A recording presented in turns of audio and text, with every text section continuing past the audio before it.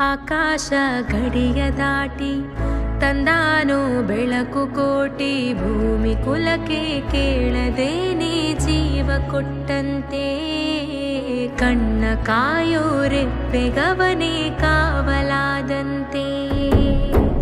ಮೋಡಾನ ಮಳೆಯ ಮಾಡಿ ನೂರಾರು ಹನಿಯ ಕೂಡಿ, ಕಾದ ನೆಲಕ್ಕೆ ಮುತ್ತ ನೀಡುವ ಜೀವ ಹನಿಯಂತೆ. ಬೆನ್ನ ಹಿಂದೆ ಕಾಣದಂತ ಸೈನ್ಯ ನಿಂತಂತೆ.